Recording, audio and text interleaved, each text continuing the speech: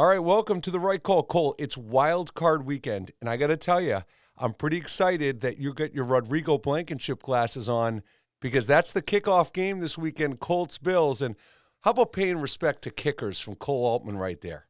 Well, it's not only kickers, it's just to the heroes of Earth. I mean, I think Rodrigo Blankenship just really defines how great life is, and he's really keeps me going day in and day out. Cole, if we were to do a show on the ugliest kickers in the NFL, I have to say, like, Rodrigo Blankenship would definitely be up there, but I might tend to give it to Sam Ficken. Sam Ficken? Yeah. Pinocchio? Yeah, Pinocchio. But you can't say Rodrigo Blankenship's ugly. He's not ugly. And the thing is I'm Jewish. I appreciate big noses. We're Jewish. We appreciate big noses. But Sam Ficken takes it to a whole other level, let's be honest. Oh, yeah, no doubt. All right, so Cole, we're going to preview today's games, Saturday's games, the first three wild card games, and it starts off with the Bills and the Colts. And Cole, I got to tell you, from a fantasy perspective and from a football fan perspective, the Colts are such frauds to me. I mean, you know, there's stretches during the season where you're like, wow, these guys could be real contenders. Their defense starts to emerge. Phillip Rivers plays like he isn't 62 years old. I mean, there's things that you see out of the Colts, but do the Colts really have a shot in this game today? I don't think so. I think the Bills have too much offensive firepower, and Josh Allen, he's mobile, and he has an incredible arm. Also, they have weapons in Stephon Diggs, Cole Beasley, and Zach Moss, not to mention Devin Singletary. So I just think that the Colts, unless they really show something that we haven't seen all season, really don't have a chance to beat the Bills. Well, to me, the two keys, if the Colts have a chance to win today, is the Colts' biggest strength is running the ball up the middle, and that's the Bills' biggest weakness. They don't have a big defensive line. Jonathan Taylor, who's been great over the back half of the season, has really emerged. And that 1-2 punch of Jonathan Taylor, Nyheim Hines, I think could really cause the Bills some problems today. Furthermore, the Colts are 6-2 in their last 8 at the end of the season. However, the real ominous sign to me was Week 16, the Colts were really taking it to the Steelers and just completely fell apart in the second half. And like you said, Cole, the amount of weapons the Bills have, and I'll say one other thing about the Bills. One of the subtle things in this game is John Brown has returned from injury. And, you know, it's one thing to have to deal with Diggs. It's another thing to have to deal with Beasley in the slot. But John Brown is a really solid number 3 receiver. Frankly, he could be a number 2 receiver for the Patriots. And he's a deep threat, too. So, like, Josh Allen, as we know, has one of the best arms in the NFL, throwing short, medium, or deep. And if John Brown gets loose deep, he looks like Tyreek Hill. He's obviously not as good as Tyreek Hill, but he's a big deep threat. And I know you're about to say something snarky. So Yep. I hear a reference from John Brown and Tyreek Hill in the same sentence, so I was almost going to play the Crickets, or I did play the Crickets because I can't even acknowledge that comment. That those two guys don't belong in the same sentence. I mean, as a matter of fact, I'm thinking real quick, they barely even have any common letters in their name. I mean, R, that's about it, but really it's... All right, so prediction, Cole. Bills are 6.5-point favorite over the Colts. Who do you like?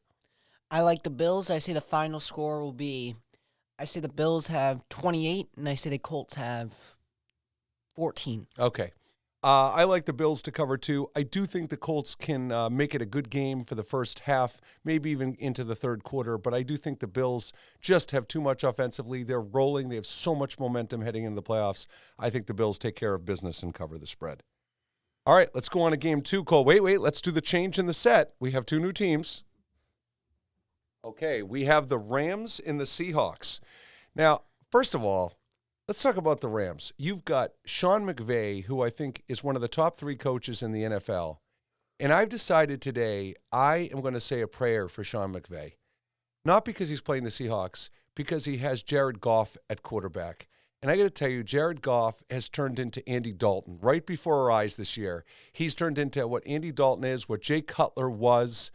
And they don't even know if they're going to get Goff to start today. John Wolford may get the start either because of Goff's thumb or maybe because Sean McVay realizes how inept he is. Cole, do the Rams have a chance? Only a 3-point underdog today. Do the Rams have a chance to beat the Seahawks today?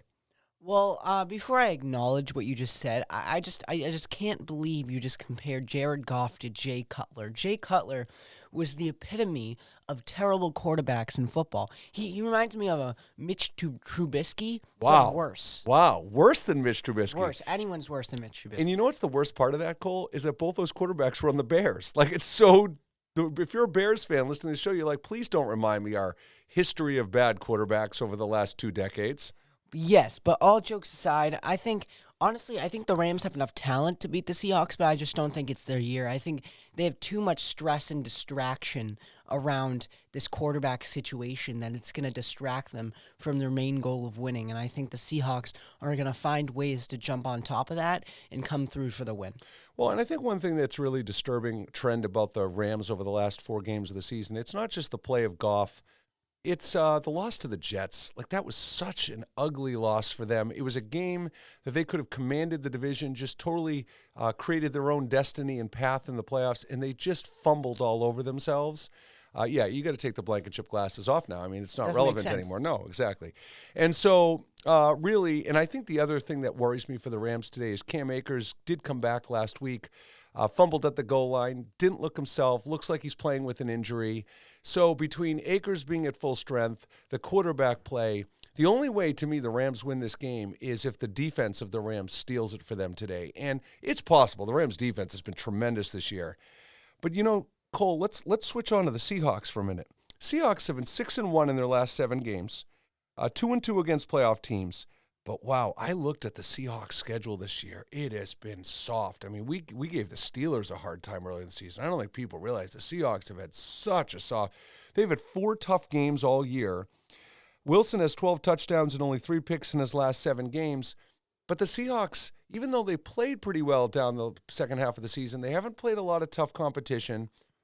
I don't know what it is about the Seahawks. Remember how hard they were so great in the first half of the season? Everybody was talking. Then Chris Carson got injured, and it kind of disrupted their momentum.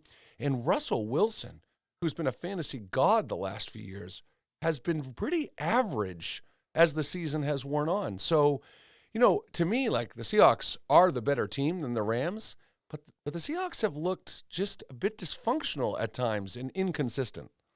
Honestly, I agree with you, but I think DK Metcalf, he's such a shocker of this year. He reminds me of Calvin Johnson, as he's been compared to many times. And I think that if DK Metcalf can get open for Russell Wilson, I just don't think the Rams have any way to stop him, especially with Jalen Ramsey. Jalen Ramsey's good. He's a Pro Bowl cornerback, but I just don't think he has the body and build and maybe even skill level to stop a incredible, probably bound to be Hall of Fame receiver in DK Metcalf.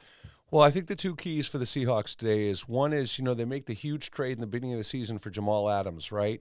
So this is the guy they got for this situation, for the playoff time, to really command the defense and try to bring back memories of the Legion of Boom that the Seahawks once had. So I think Jamal Adams is huge. Can he be a disruptor during the game today? And I think Chris Carson's big in this sense.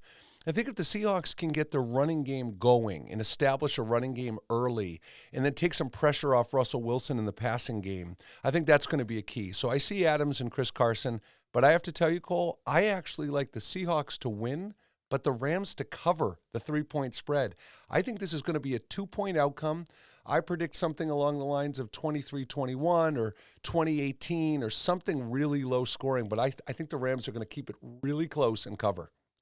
I say the final score, honestly. The Rams have proved that they have trouble scoring in high-pressure games. I mean, this is pretty outdated. It's true. But in 2018 during the Super Bowl, they scored 3 points. They didn't even have a touchdown, which is pretty embarrassing for a team in the Super Bowl. And they've really had trouble scoring in high-pressure games, never mind against the Seahawks, who they've always had trouble against. So I think the final score, my final score, 17-6. Seattle. Seattle. Okay, nice. All right, now let's go to our final game of the weekend, set change. And let's talk about what appears to be the biggest mismatch of all 6 games this weekend. Tampa's an 8-point favorite on the road at Washington. That's a huge favor for a road game. And, Cole, I just need to preface my comments to introduce this game that I'm not anti-Tom Brady since he's on Tampa. I just want Patriots fans and Tom Brady fans. I so love and appreciate that he's the GOAT and all the great things he did for the Patriots. But what's annoying me about how people are calling attention to Tom Brady is all the stats he compiled to. Tampa might have single-handedly had the easiest schedule in the NFL. But here's the alarming stat I discovered this morning in researching this game. Tampa Bay, 10-0 against crap teams, chumps of the NFL. 1-5 against playoff teams. Not only 1-5 against playoff teams, but in their 5 losses to those playoff teams during the season, Cole, outscored 146 to 83, almost close to doubling their output in those games. So what's proven out this year is when Tom Brady has been tested against tough competition, he hasn't played all that great. And when he's playing chumps, like in the last 3 games of the season, when they scored, I'm going to look at my stat. They scored 122 points in the final 3 games. Everybody's like, look at Tom Brady. He never gets old. Let me remind everybody that the final 3 games of the season, Tampa played Atlanta, Detroit, and Atlanta. Let me say that one more time. Atlanta, Detroit, and Atlanta. Cole and I have decided that we could score at least half that many points against Atlanta and Detroit's defense. So look, the bottom line, Cole, is, from my perspective, Tampa has an enormous amount of pressure in this game. I think they're going to be tight. I think they're going to start the game tight. Tom Brady can give them all his playoff experience in the locker room, tell them everything they need to hear. But I have to tell you, Washington has no pressure. They're not expected to win. They should even be here. Like, part of the reason they're here is because I think they paid off Doug Peterson to play Nate Sudfeld in the 4th quarter. So I am just trying to understand, do the Redskins, I mean, come on, Cole. Brady, Godwin, Gronk, Antonio Brown, Ronald Jones, Leonard Fournette, if Mike Evans plays, Washington, can they really win this game? I think Washington not only can, but will win this game. The Bucs What? Yeah. Come on. Well, This is my son talking. I promise I'm going to give him a drug test after the show because this is just unbelievable. Go ahead. So I think I have a few reasons I think the Washington will win. First, the Bucs have let up 20-plus points to teams in the last 6 out of their 7 games. In 20-plus points, you may say whatever. You mean the vaunted Buccaneers defense we've been hearing about all year? Yes, exactly, Okay. that one. But something, when I was researching, I was all like, oh yeah, Washington's going to win, blah, blah, blah, blah, blah. But I stopped in my tracks a little bit when I heard that Washington has only beat one good team. They beat the Steelers, but in all they've lost 4 good team matchups. They're 1-4 in 1 good team matchups. So I think that unless we see something, honestly, I think the deal breaker is going to be J.D. McKissick in this game. I think J.D. McKissick's going to need to be kind of a sneaky player in the backfield. He's going to need to get open a little bit, and if he can have a great game and kind of surprise the Tampa defense, because they're obviously going to be more focused on Antonio Gibson and Terry McLaurin.